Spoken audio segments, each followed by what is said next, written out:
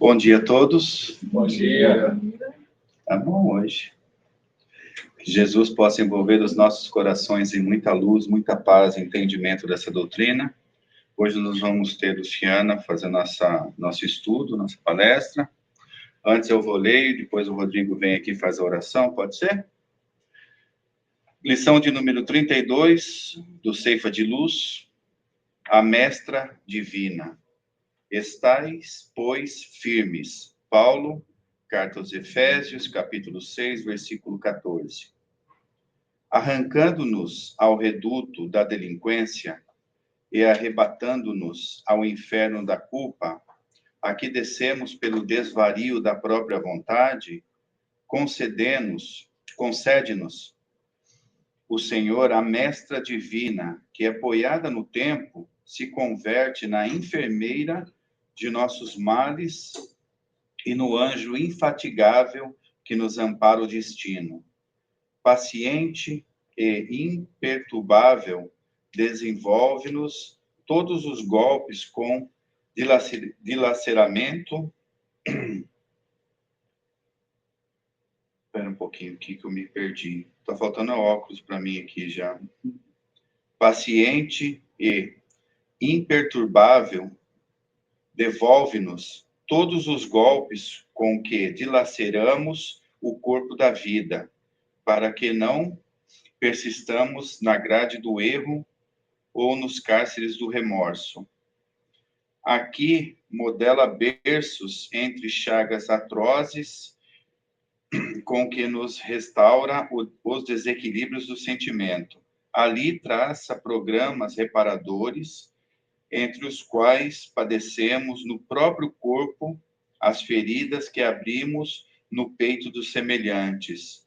Agora, reúne nos laços do mesmo sangue ferrenhos adversários que se digladiavam no ódio para que se reconciliem por intermédio de prementes obrigações segundo os ditantes da natureza. Depois constrange a carência aflitiva no lar empobrecido e doente. Quantos se desmandaram nos abusos da avareza e da ambição sem limites, a fim de que retornem ao culto da verdadeira fraternidade. Hoje, refaz a inteligência transviada nas sombras pelo calvário da idiotia. Amanhã recompõe com o buril das moléstias ingratas a beleza do espírito que os nossos desgramentos no corpo transformaram tantas vezes em fieldade e ruína.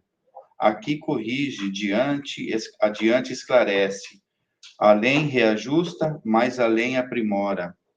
Incansável na marcha, cria e destrói, para reconstruir ante as metas do bem eterno, usando aflição e desgosto, desencanto e amargura, para que a paz e a esperança, a alegria e a vitória nos felicitem mais tarde, no santuário da experiência. Semelhante gênio invariável é amigo é a dor benemérita, cujo precioso poder sana todos os desequilíbrios e problemas do mal. Recordemos, no recinto doméstico ou na estrada maior ante os amigos e os desafetos, na jornada de cada dia, quando visitados pela provação que nos impõe suor e lágrimas, asserenemos o próprio espírito e, sorrindo para o trabalho com que a dor nos favorece, agradecemos a dificuldade, aceitando a lição.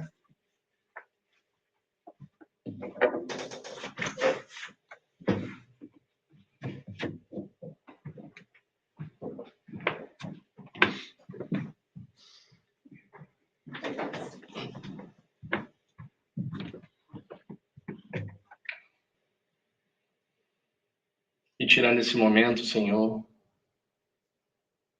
de agradecimento por termos conseguido chegar até aqui, porque o convite é a todo instante, a todo momento. Aqueles que têm olhos de ver e ouvidos de ouvir. O nosso esforço íntimo para vencermos as dificuldades que ainda carregamos em nossos corações. Abençoe, Senhor, a todos aqueles, entre encarnados e desencarnados, até mesmo aqueles que não conseguiram vir até aqui. Que possam ser fortalecidos na boa vontade de crescer e evoluir. E dentre as dificuldades que ainda enfrentamos nas nossas vidas, possamos cada vez mais abrir os nossos olhos espirituais para ver o manancial de amor que nos é ofertado a cada dia. Abençoe também, Senhor, a nossa palestrante, para trazer de forma mais fácil o entendimento da mensagem que foi preparada para todos nós. Que possamos escolher, Senhor, o caminho reto do bem, em vez dos escabrosos e tortuosos do caminho do mal. Hoje e sempre, na sua luz, paz, fé e amor. Que assim seja.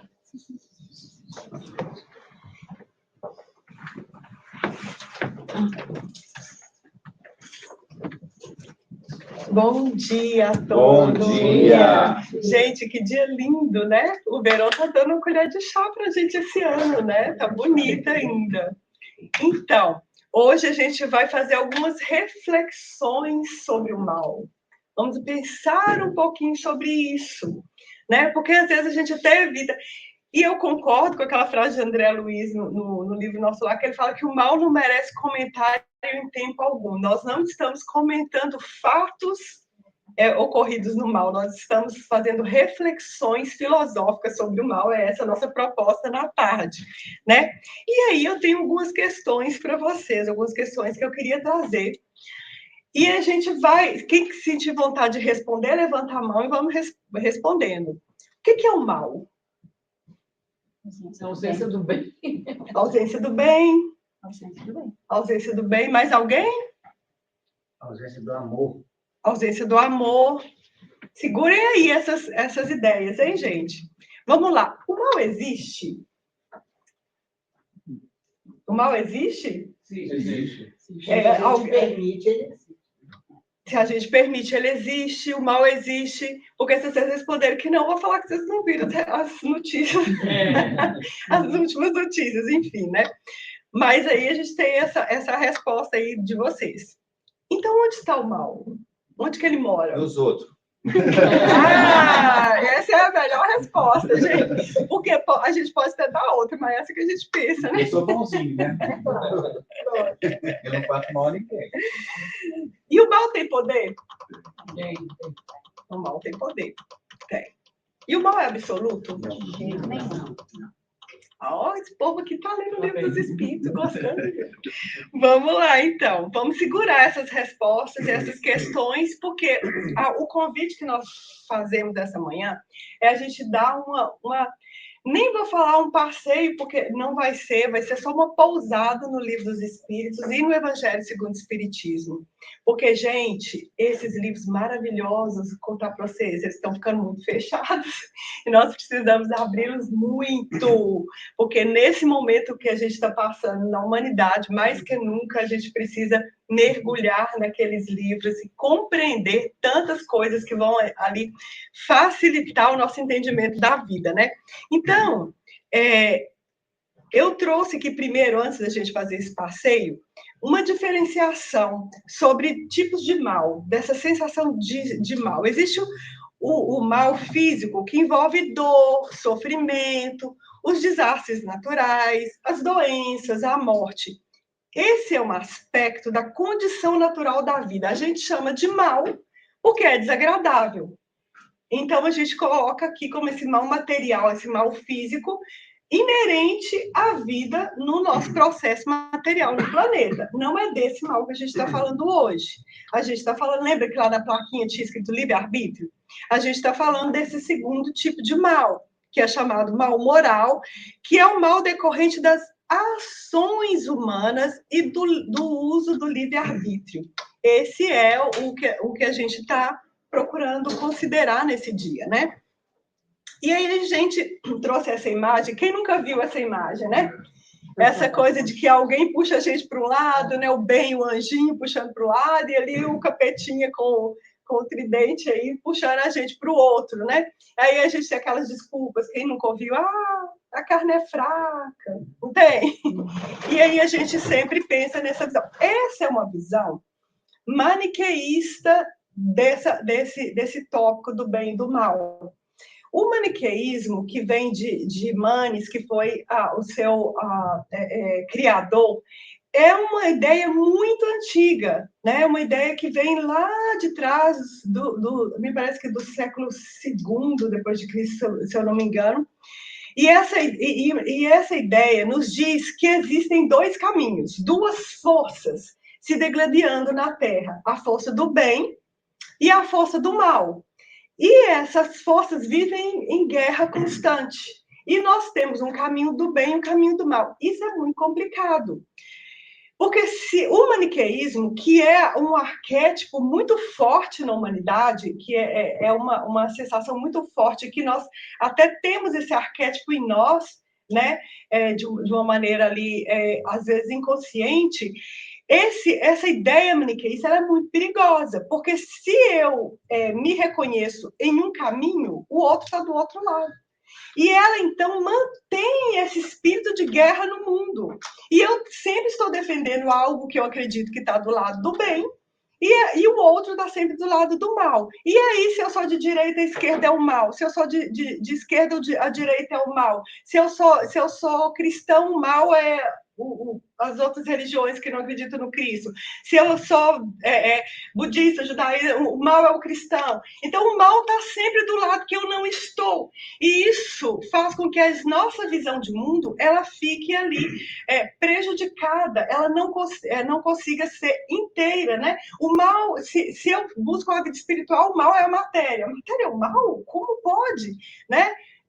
Se eu sou uma pessoa que sou muito materialista, o mal é a religião, é a busca espiritual que mantém a pessoa ali distraída. Então, assim, o mal está sempre do outro lado. Essa visão maniqueísta ela é muito criticada, embora ela tenha seduzido muitos filósofos e muitas pessoas ao longo da humanidade, ela foi até tida como heresia pela igreja no passado. Mas, inclusive, Santo Agostinho, ele foi em um determinado momento da vida dele também adepto do maniqueísmo, e depois ele abandona o maniqueísmo e segue outro caminho. Mas você vê que é uma ideia que seduziu até mentes poderosas na humanidade, né? E aí, nós vamos, então, buscar qual é a ideia da filosofia espírita para o bem e o mal. O que os espíritos trazem através da pena de Allan Kardec, ele que vai codificar para a gente nesse livro, o que eles trazem para nós dessa ideia da verdade. Então, nós vamos ter na parte terceira das leis morais, um capítulo, no capítulo 1, da lei divina natural, nós temos algumas informações muito importantes para juntar nessa ideia que a gente traz hoje, né, da questão do bem e do mal. Na questão 614, nós temos que entender primeiro o que é a lei natural, o que é a lei divina, para que a gente chegue aí mais à frente na definição do bem e do mal para o Espiritismo. Então, os Espíritos, quando Allan Kardec pergunta o que se deve entender por lei natural, o que é a lei natural, né? Essa lei que rege o mundo, que rege a vida, que rege o universo, essa lei que está aí posta para coordenar toda essa grandeza que é a vida, né? A lei natural é a lei de Deus. É a única verdadeira para a felicidade do homem. Indica-lhe o que deve fazer ou deixar de fazer. E ele só é infeliz quando dela se afasta. Então, a lei natural, e na sequência, só para finalizar, é eterna a lei de Deus? Ela é eterna e imutável como o próprio Deus. A lei natural, ela rege a vida no universo. Mas não é só no nosso planetinha azul desse tamaninho aqui, no sistema solar desse tamaninho, não. Ela rege a vida nesse universo grandão, que a gente nem tem noção do tamanho que é. Ela rege a vida para além do sistema solar. Ela rege a vida universal em todas as esferas de vibração onde a vida se manifeste.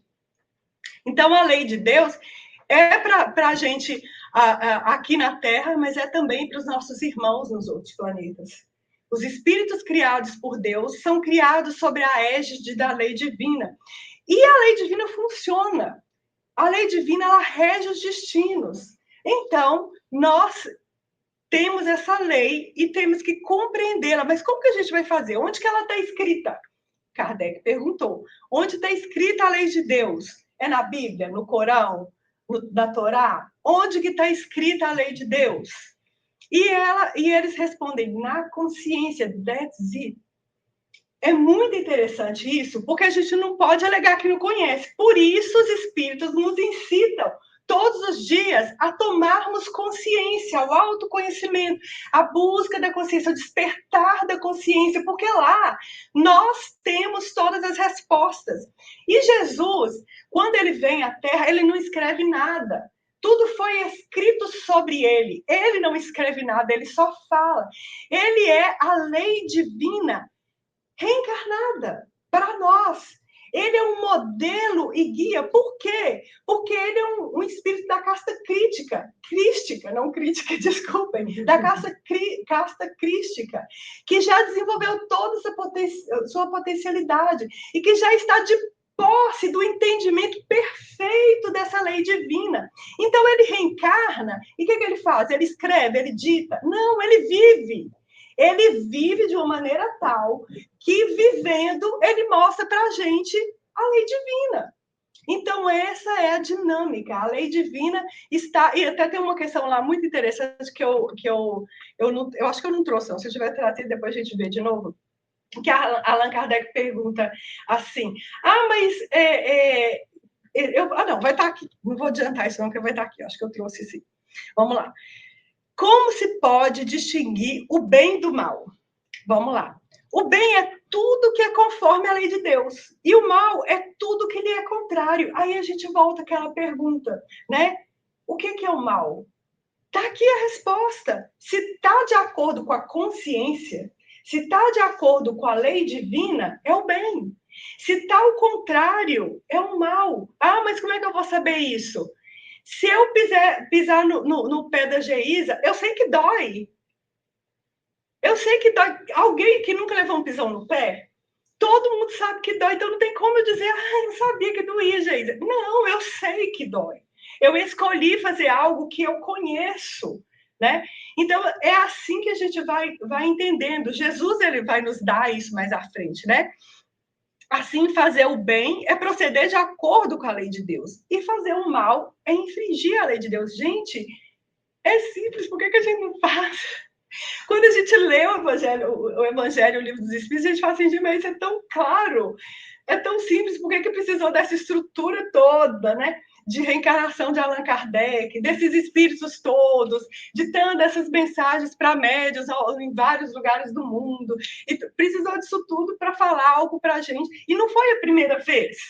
No mundo, nós temos várias vezes em que a espiritualidade faz isso, traz à tona para nós esse conhecimento, se a gente for estudar, né? A história da humanidade. Lá na Índia tem, na China, nos lugares onde a gente começou a conhecer depois essa globalização, e a gente vai compreendendo que essa ideia, ela não é privilégio só nosso no espiritismo. Deus não ocultou isso. Né? O que ele fez no espiritismo?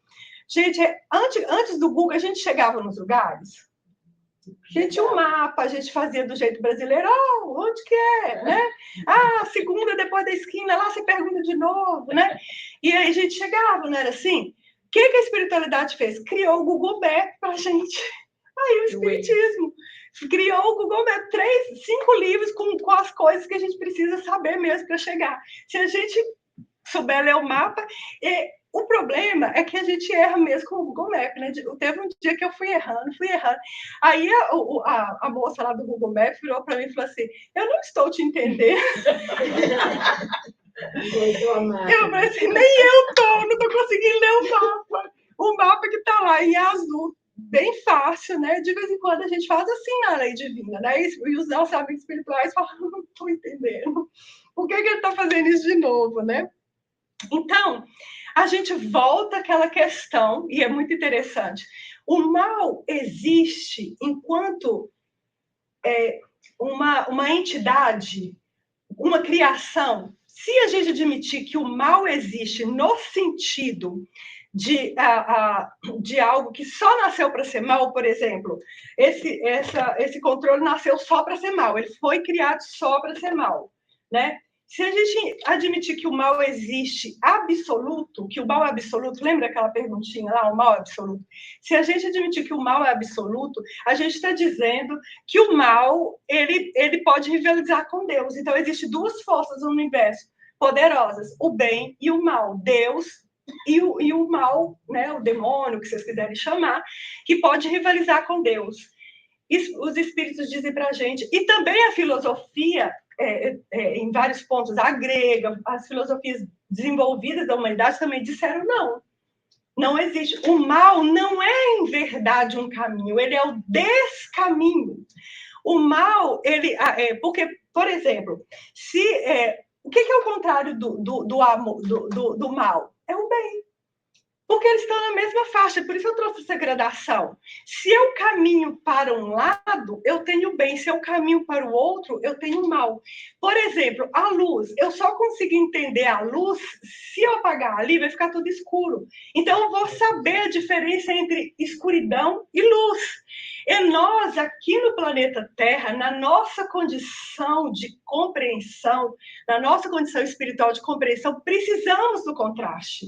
Nós ainda compreendemos do contraste. Um passo acima, nós não precisaremos mais do contraste. Então, Deus permite que o mal faça parte dessa nossa estrutura de planeta de prova e expiação, porque ele ainda nos ensina. Mas ele não é criado para ser mal.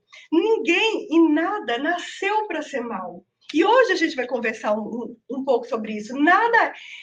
Se eu pego a internet, que todo mundo fala, a internet foi criada como um instrumento.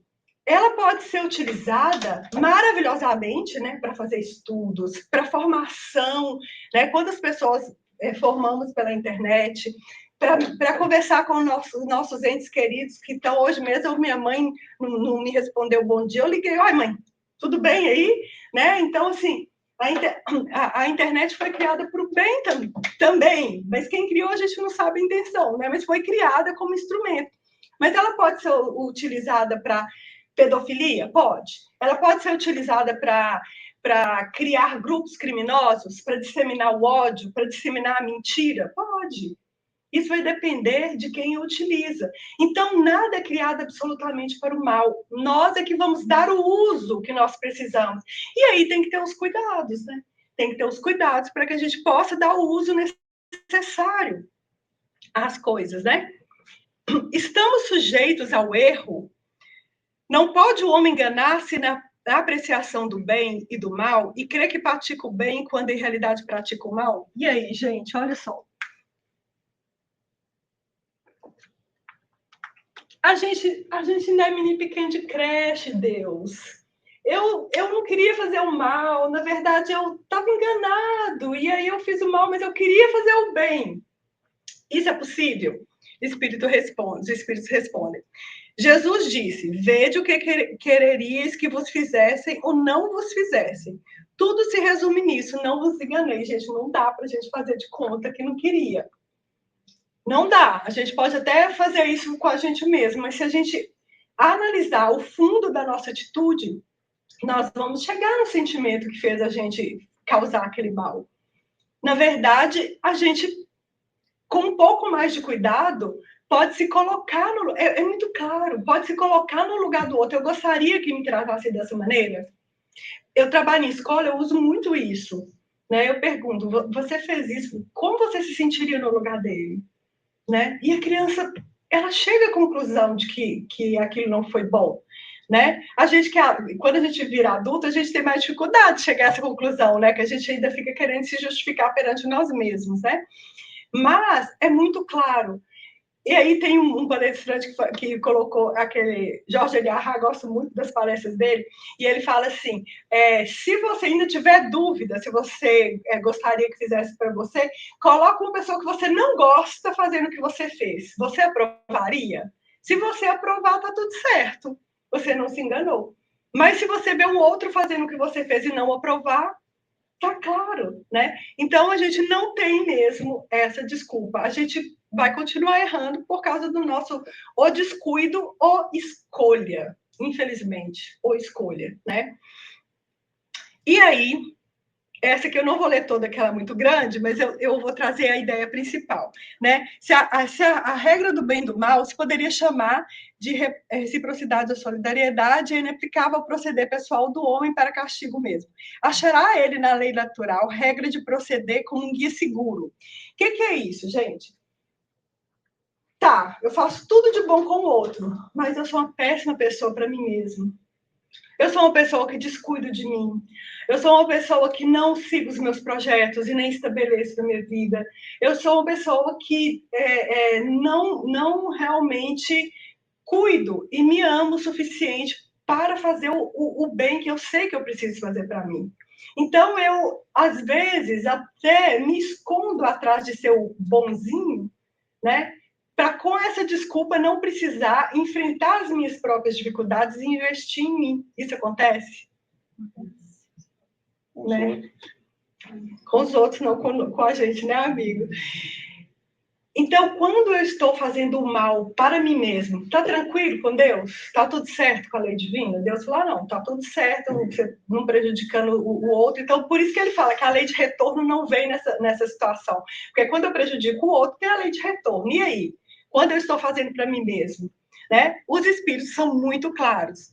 Eles falam, olha só, quando você come em excesso, o que acontece quando a gente come em excesso? A gente passa mal, não é? Então, a gente é punido aí, entre aspas, pela consequência do mal. Então, quando eu não cuido de mim, há um adoecimento em mim, ou da minha vida, ou do meu corpo físico, né? Então, a consequência vai vir, eu vou colher a consequência em mim também. Então, eu também me incluo na obrigação de fazer o bem. Eu tenho que fazer o bem para o outro, mas eu tenho que fazer para mim também. Não posso ser bonzinho para o outro e não cuidar de mim. Não vale. Eu sei que para a gente que é adulto, que é mãe, que é pai, que está na luta, às vezes é difícil achar esse ponto. Às vezes é difícil achar isso, né? Porque a vida às vezes nos absorve, nos exige tanto que a gente não reconhece. Mas não tem colher de chá, não, gente. Se a gente quiser evoluir, a gente tem que cuidar do outro e da gente também. Não vai ter ninguém que vai cuidar da gente se a gente mesmo não cuidar, né? Então, é essa a ideia, né,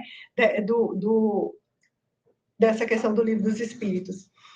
Aí, gente, já estamos terminando esse pouso no Livro dos Espíritos, que eu falei que hoje a gente ia dar uma passada. Eu quis trazer, gente, porque eu sei que na correria do dia a dia a gente acaba não indo lá, não fazendo as pesquisas, e é lindo o texto.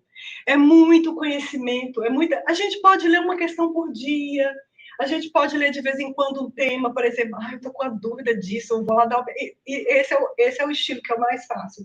Que eu já li de capa a capa no passado mais vezes, já fiz estudos, mas agora eu faço assim, como é que é mesmo que o Livro dos Espíritos fala sobre isso? Aí eu vou lá e dou uma pesquisada para ver o que eles falam, né? É muito bom fazer isso. Não, se você não comprou na livraria, se você não tem em casa, tem na internet, tem de graça. Baixa no celular, passa o dedinho lá. Mas o Wilson falou que não tem nada disso na internet, não, que é para comprar com a Lucila lá na livraria. Então, vamos lá. Para agradar a Deus e assegurar a sua posição futura, bastará que o homem não pratique o mal? Gente, e aí? Tá bom. Não vou fazer o mal, sou uma pessoa de boa, mas então não preciso fazer o bem? Bastará que eu não pratique o mal? Será? Olha a resposta dos espíritos, né? Cumpre-lhe fazer o bem no limite das suas forças, porquanto responderá por todo mal que haja resultado do não haver praticado bem. Ai, gente, aí ficou difícil para nós, né? Que a gente não pode praticar o mal, mas tem que praticar o bem. Como? Quando? No limite das nossas forças. Tu tá pedindo para a gente fazer mais do que a gente dá conta, mas no limite das nossas forças e do nosso entendimento, aí nós precisamos agir. Aí nós precisamos fazer o bem. Porque aquele mal que passa, eu me lembro... Ai, gente, vou contar uma historinha muito rápida da minha infância. Meus pais trabalhavam muito, também trabalhavam à noite, e eu era muito jovem, ficava jovem mesmo, 8 anos, 10 anos, eu cuidava dos meus 2 irmãos. É assim que funciona na casa de pobre, viu, gente? Não fica chocado. Aí eu cuidava dos meus irmãos para meus pais trabalharem. E era à noite. Tinha uma vizinha que ela, acho que hoje eu acho que ela tinha boa intenção. Na época eu achava que ela era só bisbilhoteira mesmo. Ela ficava de olho em tudo que acontecia lá em casa. Na casa tinha uma janela muito grande, assim, na frente, ela ficava de olho em tudo que acontecia. E aí chegou uma senhorinha, porque eu moro numa cidade que chama Buenópolis, no interior de Minas, 10 mil habitantes, com a região metropolitana também, né? E aí chegava muita gente da roça. E para ir para a roça, gente, a roça é a zona rural, né? Que é ali no entorno daquela cidade. Eles tinham que chegar a tempo de pegar o caminhão. O caminhão pau de arara, vocês já ouviram falar nisso? Uhum. Então, eles chegavam, não tinha ônibus, não. Eles chegavam, pegavam o caminhão e iam para suas roças. Só que, às vezes, as pessoas vinham de hospitais, de Belo Horizonte, de cidades maiores, eles chegavam lá na minha grande Buenópolis e o caminhão tinha ido embora. Aí tinha que esperar o outro dia. Aí chegou essa senhorinha, e ela estava andando pela cidade, e aí ela me viu na porta brincando com os meus irmãos, e falou assim: ô, minha filha, eu perdi o caminhão, eu vou para, nem lembro mais, uma das roças lá, amanhã, e aí eu queria saber, porque a minha casa naquela época, ela tinha uma varanda bem grande na porta, e não era fechada, não era murada. Hoje teve que ser murada, infelizmente, mas a época era aberta. E ela falou assim: eu quero saber se eu posso dormir aí no seu alpendre até amanhã, porque eu não tenho onde dormir. E eu falei: olha, claro. E eu tenho certeza que quando os meus pais chegarem, eles vão deixar a senhora dormir dentro. Eu não vou pôr a senhora para dentro agora, porque como só estou eu e os meus irmãos, eu vou deixar a senhora, pode ficar aqui com a gente. A hora que a minha mãe chegar, eu tenho certeza que ela vai te dar um lugar para pousar. E aí eu falei: a senhora está com fome? Tô, fui lá, busquei leite, pão, biscoito que eu tinha, ofereci para a Doninha, ela ficamos ali conversando, a Doninha ficou ali.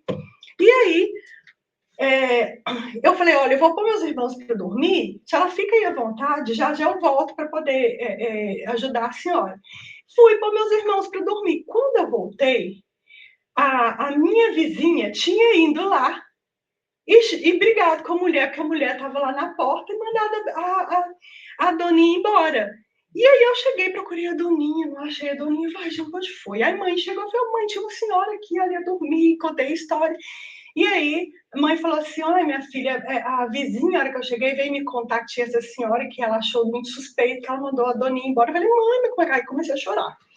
E eu chorava copiosamente, como que ela pôde ter mandado a Doninha embora, e chorava, e chorava. E aí minha mãe foi comigo andar pelas ruas procurar a Doninha, não achando a Doninha. E aquilo eu chorava copiosamente, né? Porque aquele era um bem para ser feito que estava no limite das nossas forças. E eu não admitia ali, criança, que aquela senhorinha fosse dormir na rua, né? Não conseguia admitir. Aí eu desisti, eu fui embora, dormi chorando. No outro dia, a Doninha foi lá em casa de manhã agradecer, gente. E ainda levou para mim R$1 para me agradecer. Eu falei: não quero seu dinheiro. Ela falou: porque eu tinha sido boa com ela e tudo. E ela viu que foi a vizinha e tudo. Mas aquilo ali me doeu, e ainda dói até hoje. Que eu falo: gente, a Doninha dormiu na rua sem necessidade. Então, essa é a dor. Muito infantil a minha historinha, mas essa é uma clara, é a caridade tardia, né? A caridade que a gente deixa passar. Essa caridade tardia, que todos nós já temos algum caso para contar, ela dói. Ela dói, porque a gente sabe que lá na nossa consciência apita esse sininho. Eu não fiz o bem que estava no limite das minhas forças fazer. E a gente deixa passar muitas vezes esse bem de ser feito, né? E aí, voltando nessa questão de fazer o bem, nossa, por que nós reencarnamos aqui na Terra, né? Nós reencarnamos aqui para progredir, para evoluir. E nós reencarnamos para aprender a fazer o bem. E aí eu trouxe aqui uma história que eu acho uma das mais lindas da literatura subsidiária do Espiritismo, que é a história de Paulo, no livro Paulo e Estevão, que é narrada magnificamente por Emmanuel. Quem não leu o livro, gente, não precisa levantar o dedo, não, mas quem não leu está perdendo. Eu vou dar um spoilerzinho, mas está no início do livro. Vocês não vão perder muita coisa, porque está nos primeiros capítulos ali. Então, dá para vocês lerem um livro que tem muita água pela frente, a novela é longa, e eu vou contar, e também o livro é de 1940 e... Quanto que é? 40, não, sei lá. De quando que é o livro, gente? Bom, não lembro, mas o livro já está aí há muito tempo. Quem não leu também, eu devia ter lido, vai ficar com spoiler, ok? Então, eu vou falar de 3 almas que estão aí nessa história, colocadas de uma forma muito bonita. Primeiro são 2 irmãos, Abigail e Gesiel. Abigail e Gesiel eram de uma família muito religiosa, muito cumpridora da lei de Moisés, e eles tinham ficado, a mãe tinha morrido, eles eram pequenos, foram criados pelo pai. Estou resumindo, gente, é muito resumido, porque a história é longa, né? Foram criados pelo pai, mas naquela época os romanos estavam ali comandando aquela região, e o pai estava com dificuldades de pagar os impostos. Era uma luta muito grande para aquele povo que estava sendo oprimido, escravizado, né? E acabando, um dia, por causa da empáfia dos romanos, o pai foi sacrificado, foi morto. O filho, que se chamava Gesiel, foi vendido como escravos, né? Depois vocês podem entrar lá e entender a trama. E a Abigail, que era uma moça muito linda, muito prendada, muito virtuosa, ela foi acolhida por uma família de judeus ricos de Jerusalém. Ela foi adotada por uma família de judeus ricos de Jerusalém. Mas Gesiel e Abigail eram almas muito afins, que se procuravam, que se amavam muito. E ela foi separada do pai e do irmão, né? Mesmo assim, ela se recompôs, foi adotada por essa família, e nós vamos deixar Abigail ali adotada por essa família. Gesiel é vendido como escravo, mas ele era uma pessoa tão bondosa que o romano que o comprara teve muita compaixão e o libertou. E ele salva ali o romano, porque ele tinha conhecimento de ervas e tal, presta serviços, então ele é libertado. Só que ele fala, olha, eu vou te libertar, mas eu te aconselho a mudar de nome. E aí ele adota o nome Estevão, que é o nome com o qual ele é conhecido, né, por nós. Então, ele vai e chega nas proximidades de Jerusalém, e ali ele vai encontrar, na estrada de Jope, eu trouxe até um mapinha, olha, a gente pode ver aí Jerusalém, esse quadradinho maior, vocês conseguem ver? E a gente pode ver aqui Jope, essa estradinha, aqui tem uma estradinha onde Pedro e os cristãos daquela época, os discípulos de Jesus, haviam criado a Casa do Caminho. A Casa do Caminho, destinada à caridade, à pregação do Evangelho, estava ali, né, fazendo um trabalho muito bonito, e eles também estavam sempre sob os holofotes dos romanos e também dos próprios israelitas do Sinédrio, né, que queria abafar o que estava crescendo da doutrina de Jesus, porque eles haviam, só para constar, nós vamos chegar em Paulo, né? Paulo, a essa época, se chamava Saulo, e ele era um dos doutores da lei. Saulo, ele nasce uns 15 anos ali depois de Jesus, mas ele não chega a encontrar com Jesus encarnado, né? Ele foi criado como orgulho, né, da raça. Ele tinha acesso a todos os professores, além de conhecer, ele foi criado para ser um doutor da lei, além de conhecer toda a lei de Moisés, Paulo também conhecia a cultura romana, ele também conhecia a cultura grega. Ele era alguém que tinha uma educação primorosa para a época dele, muito inteligente e muito bem educado naquela época. Ele era um sucesso e já estava ali preparado para ser um doutor da lei, para ser um defensor da lei de Moisés no Alto Sinédrio. E aquele Sinédrio que havia crucificado Jesus, via sua ideia crescer. É muito interessante isso. A ideia de Jesus, depois que Jesus é crucificado, ela floresceu. E os discípulos de Jesus estavam ali, fundaram a Casa do Caminho, as pregações se multiplicavam, a caridade se multiplicava e cada vez mais pessoas eram atraídas para o cristianismo, né? E começou-se, então, um trabalho de combate a esse cristianismo nascente naquela época, por parte do Sinédrio. Roma até nem tanto, mas o interesse era muito religioso e o Sinédrio estava ali de olho naquela questão. Então, Saulo, que era o doutor da lei, já naquela época, né, assumido, ele começou uma caça aos seguidores do Nazareno, ou os seguidores, como eles chamavam, do carpinteiro, porque eles achavam que aquilo era uma afronta, né, à lei de Moisés. Então, aquela perseguição começou. E Saulo, ele se enamorara de uma moça muito linda, que se chamava Abigail, que tinha sido adotada por uma alta família lá de Jerusalém. E ele ia lá fazer as visitas, e as conversas, né, eram muito elevadas. Abigail tinha ali uma cuidade mental, um conhecimento da lei que o encantava, e ele estava totalmente apaixonado. Ela era, então, a noiva bem-amada. O Saulo vai na Casa do Caminho num dia em que Estevão estava discursando. E há ali uma troca de ideias sobre a lei de Moisés e os princípios de Jesus. Paulo percebe a cuidade mental de Estevão, a inteligência, e como seu verbo caloroso arrebatava as multidões. E aí Paulo começa a perseguir Estevão.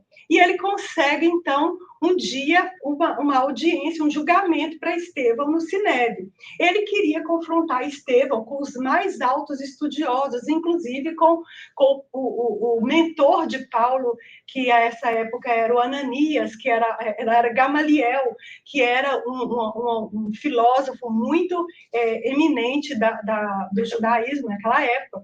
Então, ele vai para o Sinédrio para ser julgado. E ele é confrontado ali com a lei de Moisés, e ele leva os princípios de Jesus de uma forma firme. E ele é chamado, então,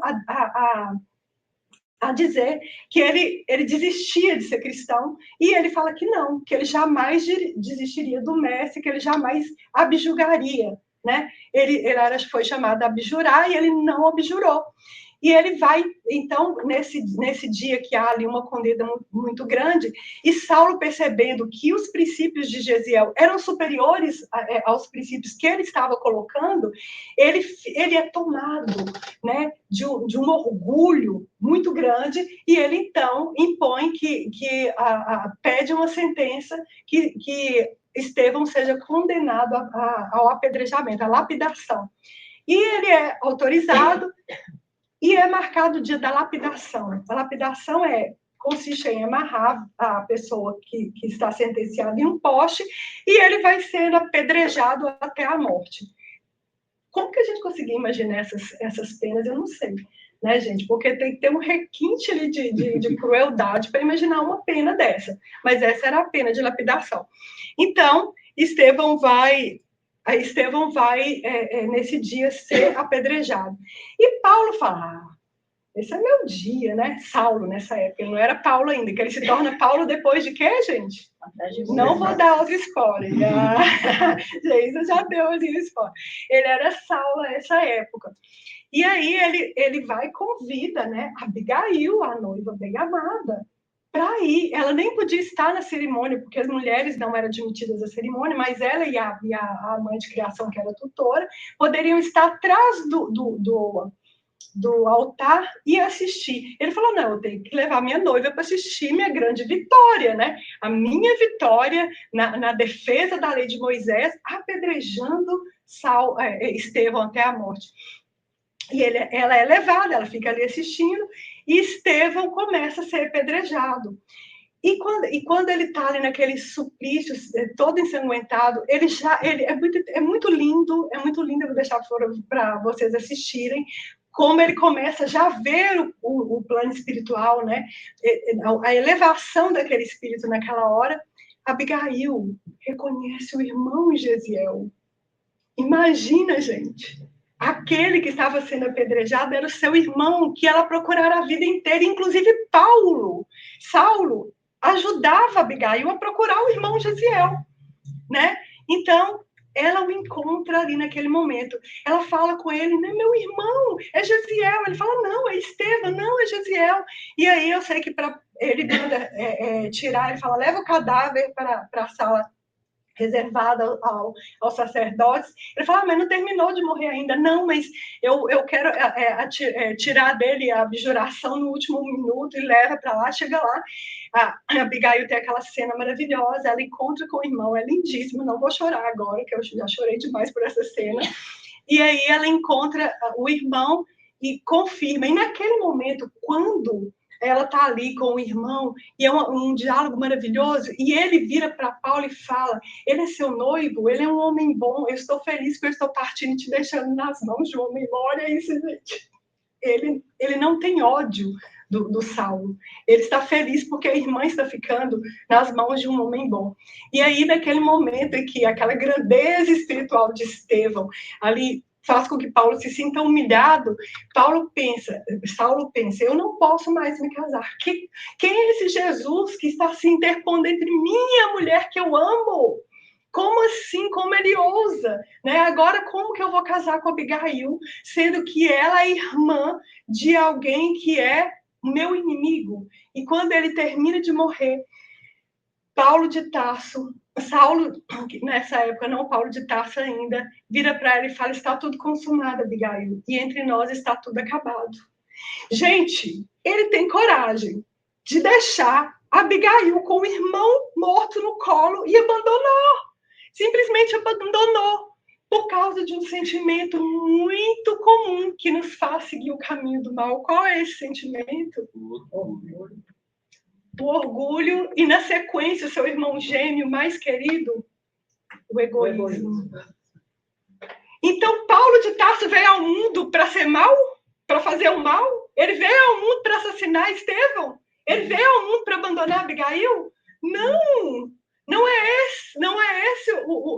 essa a herança que ele deixa para nós. Mas ele também teve o seu momento de má escolha. Então, o mal nunca é absoluto. Ele é um processo de escolha e de erro da nossa alma. E sempre, gente, sempre. Tem uma professora que eu gosto muito, Lucilena Galvão, eu sempre cito ela fala que desafia todos os alunos dela, todos os anos, a mostrar para ela um único mal que não seja fruto do egoísmo, que ninguém nunca ganhou esse prêmio que ela promete. Porque ninguém achou um mal que no fundo dele não estivesse o egoísmo. Então, na verdade, o descaminho do mal ele vem pelo nosso orgulho, né? E pela nossa vaidade. E na questão 913, temos lá, dentre os vícios, qual é o que se pode considerar radical, o pior de todos? Temos dito muitas vezes, o egoísmo. Daí deriva todo mal. Estudai todos os vícios e vereis que no fundo de todos há o egoísmo. Por mais que lhes deis combate, não chegareis a estipá-los, enquanto não atacardes o mal pela raiz, enquanto não lhes houver destruído a causa do mal na terra. É um só. É o orgulho, a vaidade e o egoísmo.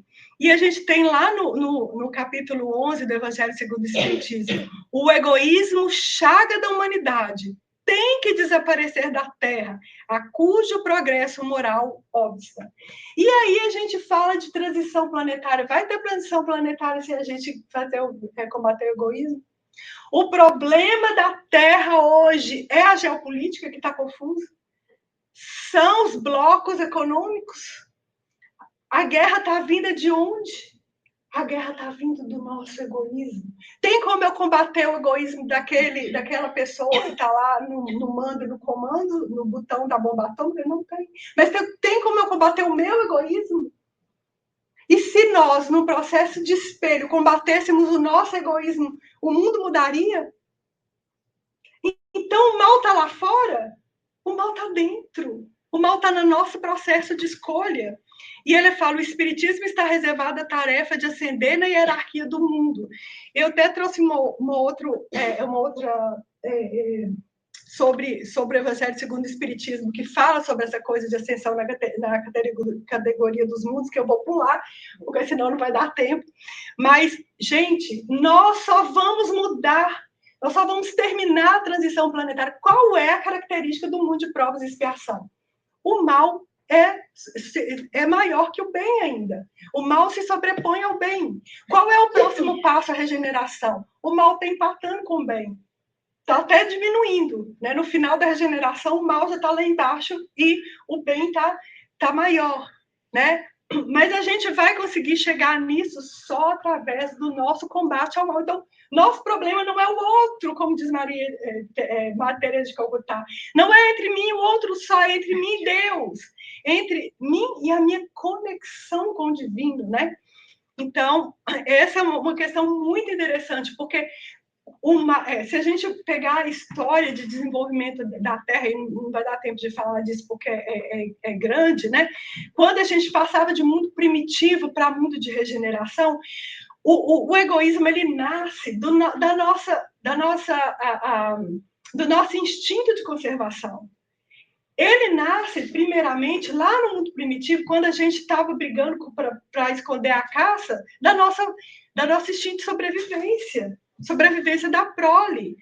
Ele nasce de uma forma natural, mas depois, com o tempo, nós vamos ver que quando a Terra passava de planeta primitivo para provas e expiações, que existe o elo perdido da ciência, que as grandes civilizações aconteceram e a ciência não sabe muito explicar como, mas o livro dos Espíritos, no Evangelho segundo o Espiritismo, tem essa questão que nos fala disso, né? Que esse elo perdido são os exilados que vêm de outros mundos, e nós temos notícia que vem de Capela para cá, com uma inteligência muito desenvolvida, com a missão de desenvolver o planeta, mas também trazia os vícios. Qual é a característica daquele que vai migrar para um planeta inferior ao que está, quando esse planeta passa por uma outra categoria? É aquele que é o mal não tocado pelo bem. O mal não tocado pelo bem. E eles vêm para cá, mas eles trazem junto também as grandes dificuldades morais, o grande egoísmo. E aí a gente que já estava ali no instinto de conservação passa a aprender a escravizar, porque eles chegam aqui e percebem o quê? Somos superiores, né? Porque a gente é melhor. Então, se eu sou melhor, eu mereço mais. Então, com esse desenvolvimento do egoísmo, eles trazem também para nós esse grande ensino do egoísmo. Mas também existem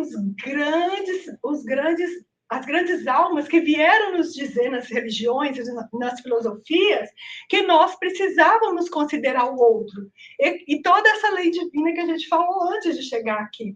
E agora que nós estamos no processo de passar de provas e expiações para a regeneração, muitos de nós, não nós aqui, né, Wilson? Graças a Deus. Não, lá fora. O Wilson tem a lista ali, está todo mundo bem aqui, todo mundo vai continuar. Só vai continuar aqueles que não estão tocados pelo bem. É aquele que diz assim, faço mesmo, sou assim mesmo. Síndrome de Gabriela, eu nasci assim, eu cresci assim, você sempre assim. Gabriela, todo mundo conhece essa síndrome. Então, quem tem essa síndrome da Gabriela, esse aí é um mal não tocado pelo bem. E esse aí vai ser convidado, né, para ir para um outro planeta, para ser, gente, você vai ser Einstein no planeta de prova e expiação que está saindo agora do mundo primitivo. Você vai ser o Einstein de lá, só que você não vai seguir com a gente, elas estão indo, você quer ir lá para o nosso planeta regenerado, onde o bem vai imperar sobre o mal, né? Onde a gente já combateu o egoísmo. Tá fácil, gente, tá maneiro combater o egoísmo, eu tô sabendo que a gente vai conseguir. Então, o egoísmo é, pois, o alvo para o qual todos os verdadeiros crentes devem apontar suas armas, dirigir suas forças e sua coragem. Gente que precisa de coragem. Precisa de coragem, primeiro, para identificar nosso egoísmo, para falar, eu sou mesmo egoísta, ciumenta, sou, gente, vamos resolver isso, não é fácil. E como que a gente faz isso? É de uma vez? É num bloco? Não, atitude por atitude. Não, gente, isso aqui foi ciúme, isso aqui foi orgulho, isso aqui foi vaidade. É em cada pensamento e atitude. É trabalhoso, precisa gastar energia com isso, senão a gente não vai... Porque se a gente não identificar, como que eu vou combater? Eu vou combater o que eu não identifico, né? Então, precisamos combater. Sei que meu tempo já está meio acabado, eu ia falar de algumas parábolas, mas não vai dar tempo. Vou falar só dessa parábola aqui, que essa é muito importante. A parábola do filho pródigo, ela nos fala muito do egoísmo. Todo mundo conhece a parábola do filho pródigo? Acho que sim, lembra? Dois filhos trabalhando lá com o pai, e um fala, pai, cansei.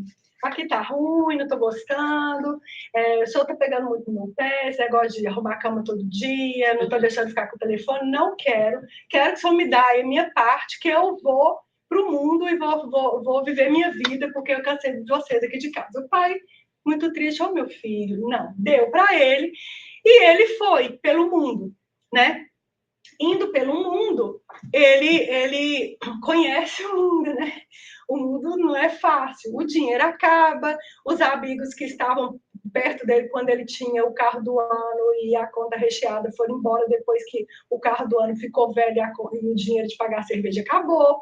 E aí ele falou, gente, não, estou aqui nessa dificuldade, trabalhando aqui nesse serviço tão difícil, não estou ganhando nada, estou dando conta de pagar o aluguel. Quer saber? Pai, tem aquele quartinho lá, vou voltar, né? E vou falar com ele, pai, o senhor nem precisa me considerar filho de novo, mas se o senhor deixar eu dormir no quartinho só para eu não pagar aluguel, e eu vou trabalhar, isso não precisa me pagar minhas despesas, posso voltar? Tá tranquilo? O pai responde no WhatsApp, vem meu filho, estou te esperando. Aí quando o filho está lá, o filho chega, o pai mandou fazer uma festança, chamou os tios, os primos, os parentes, os amigos, vieram todo mundo, e o pai fez aquela festança. O filho que tinha ficado com o pai, trabalhando na empresa, ajudando e tudo, falou, mãe, o que é isso? Como assim? Fulano foi, gastou, viveu pelo mundo, eu fiquei aqui, ajudei meu pai, e agora ele chega aqui, meu pai faz essa festança, ainda deixa ele morar de graça, ainda chama ele de filho de novo. Não gostei. E aí, a gente tem dois egoísmos diferentes, muito interessantes, que a gente pode avaliar. Tem o egoísmo do filho pródigo, que saiu, gastou dinheiro e só pensou nele, não pensou no pai, não pensou no pai que estava com saudade, nunca mandou um WhatsApp, nem um bom dia, não botar nem uma figurinha. Tem aí a desconsideração do filho, né? Que dói. Mas tem também esse egoísmo perigosíssimo que nos deixa estacionados, que é o do filho que ficou. Tipo assim, incapaz de se alegrar com a alegria do pai por receber um filho de volta. Incapaz de se alegrar com o filho que entendeu que a casa do pai é uma bênção e voltou e amadureceu. Aquele que é incapaz, ele só pensa no, eu não sou igual ele que foi, esbanjou. Ele só pensa nele próprio, né? Então, às vezes, não é porque não queria ir, não foi porque não tinha coragem. E Jesus nos mostra muitas vezes que, às vezes, aquele que vai para o erro, e aí a gente vê a história de Paulo de Tarso, a gente vai voltar nela, né? A gente vê grandes transformações, como a de Maria de Magdala, e de tantos outros. Por isso, Jesus andava com aqueles que erravam, né? Zaqueu, vou jantar lá na sua casa essa noite, pode me esperar lá. Porque Jesus queria dizer que aquele que está errando, ele está vivendo, ele está aprendendo. E muitas vezes aquele que está lá com a capa de santo, com a Bíblia na mão, não está aprendendo, está só julgando. Está só achando que já tem um lugar comprado lá no céu e não funciona assim.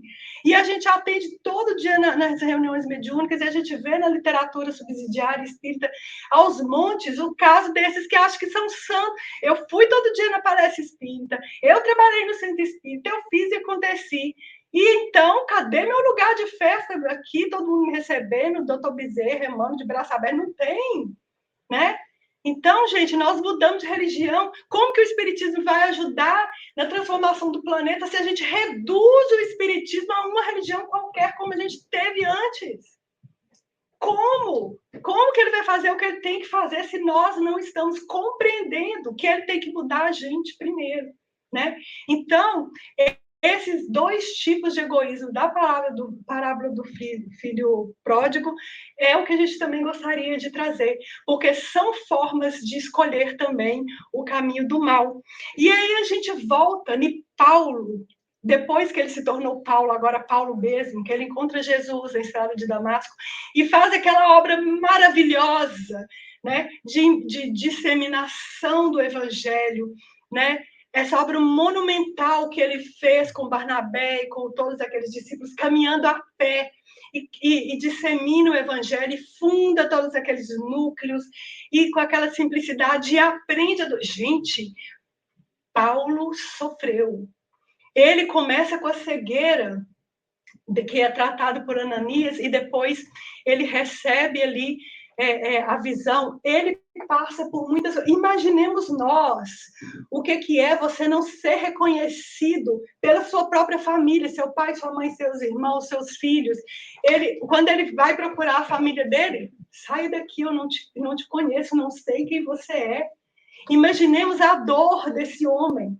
E ele supera tudo isso e faz um caminho de volta. E ele ainda diz assim para a gente na carta aos Romanos: não faço o bem que quero, mas o mal que não quero, esse faço. E quantos de nós poderemos falar isso nessa hora, né? Eu acho que eu falo isso todo dia. Não faço o bem que eu quero, mas o mal que eu não quero ainda faço, né? Então, ele termina, e eu vou terminar assim que já deu o nosso horário, ele termina nos falando sobre a caridade, que é o antídoto, não deu tempo de falar no antídoto, que é o antídoto do egoísmo. A caridade, que é o amor em ação. Paulo, então, algumas traduções, eu vou trazer aqui um trechinho de Paulo, no Coríntios 13, que é maravilhoso, esse poema maravilhoso que ele lega à humanidade.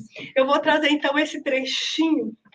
Em muitas traduções, a palavra usada é caridade. Em muitas traduções, a palavra é amor.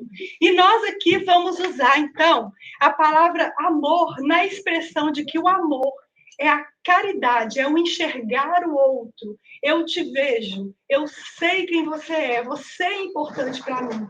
Né? Essa caridade que é a minha relação com o outro. Então, vou trazer aqui a palavra amor nesse sentido de caridade. E Paulo, então, diz assim: ainda que eu falasse a língua dos homens e dos anjos e não tivesse amor, seria como o metal que soa e como o sino que tinha.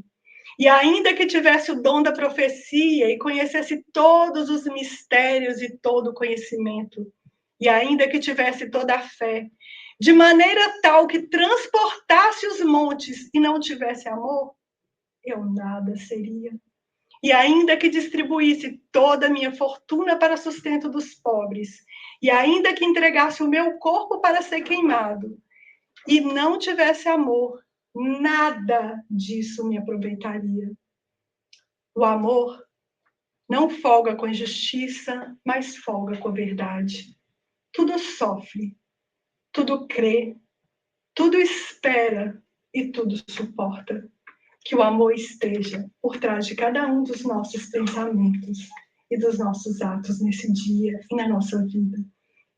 Que o amor de Paulo possa nos inspirar a encontrar o amor de Jesus. Muito obrigada, meus irmãos.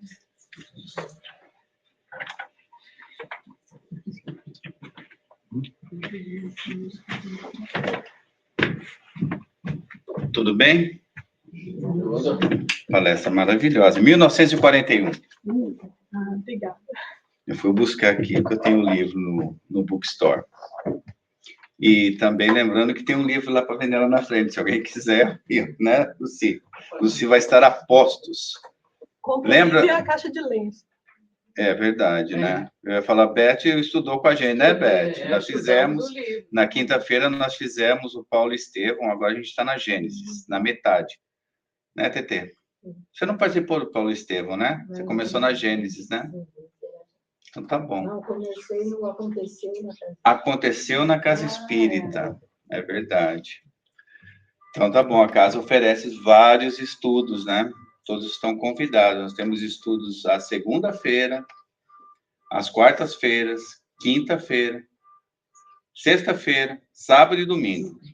Só buscar ali no Se eu nosso... puder lembrar que nessa quarta-feira nós vamos iniciar um livro novo, que é o Nas Voragens do Pecado. da Ivone Pereira. É um romance maravilhoso, cheio de conteúdo doutrinário e histórico. Olha só, tá feito o convite. Toda quarta-feira, às 8 da noite. Online. Não é presencial. Tudo certo? Tudo bem? Mais uma vez, obrigado. Tem uns avisinhos aqui, o Garage Céu, que vai ser no dia 28 de setembro, lá no Mantena, na 294 da Ferry. Todos estão convidados, nós estamos precisando de ajuda, se alguém puder ajudar, né, a carregar, descarregar. Vai ser das 9 às 5 da tarde. Carregar e descarregar, começar às 6 horas da manhã. Isso aí. Descarregar começa às 5. E carregar aqui no centro assim. Isso aí, Tá ó, tá precisando de vendo? gente para trabalhar. Tá precisando de gente para trabalhar e ajudar. E nós temos o almoço lá, que a Julinha fez uma tal de berinjela, que eu tô louco para ir lá comer. Que ela tá trabalhando lá, Múcio? Você mandou a Julinha para chegar na cozinha hoje? Não, comigo é assim. Aí tá certo. Que ela fez uma tal de berinjela lá, que eu tô curioso. Então, estão todos convidados para o almoço. Vinagrete de berinjela, arroz, salada de jiló. O negócio tá bom lá, hein? Tá convidado, todos estão convidados. Tem vegetais salté, tem mandioca Ó. cozida com cebola E aí, ó. e azeite, carne cozida, a carne da Edith, que é Todos mais estão portuguesa, convidados. salada, vinagrete, tem de 2 tipos, tem farofa, tem muita coisa. Aliás, eu gostaria de pedir a vocês que aqueles que não estiverem com a intenção de comprar uma marmita, passa lá, pega e leva para casa. Porque nós temos comida demais e quem não tiver com a intenção de comprar, pode passar e levar. Nós hoje estamos... Tá feito o convite aí, ó. Obrigado, Alice. Então, vamos para a nossa segunda parte. Já tá feito. Faltou algum aviso, Lucia, não?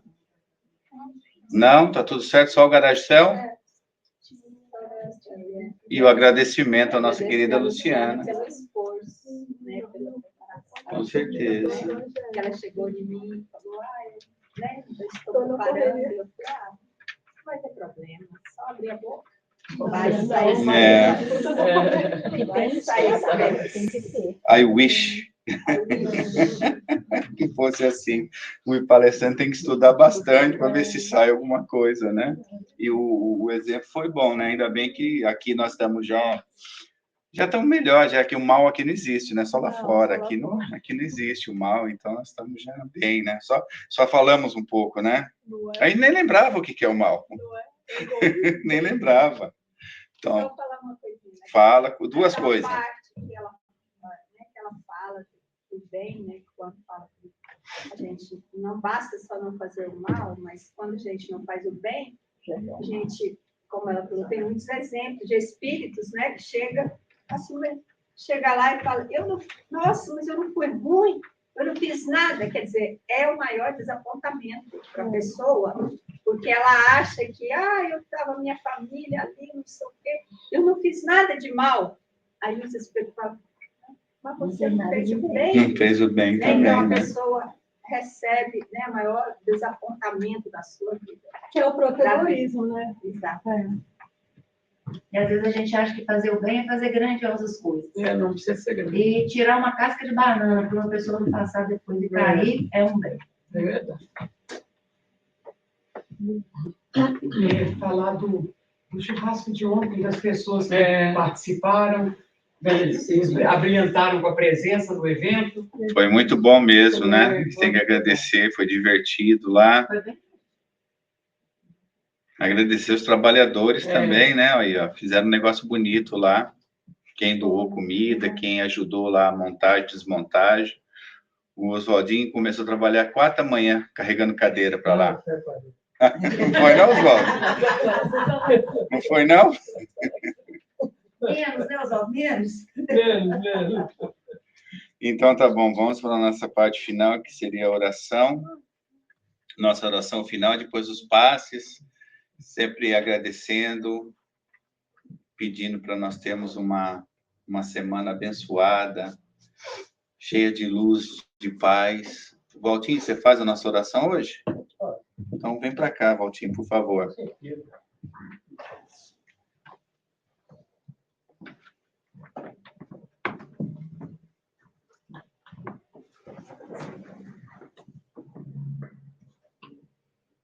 Vamos agradecer a Deus Pai pela vida, agradecer, Senhor, pela oportunidade de estarmos aqui, por esse banquete que nos foi trazido nessa manhã de hoje, e que cada um de nós possamos interiorizar aquilo que nos foi trazido nessa manhã de hoje, que cada um de nós possamos levar a todo canto essa mensagem, essa semente, e principalmente, Senhor, a nós mesmos. Muito obrigado a Deus pela oportunidade. Muito obrigado aos mentores por esta casa que nos acolhe com muito amor. E muito obrigado, Pai, por podermos fazer parte desta casa, deste trabalho. Que assim seja.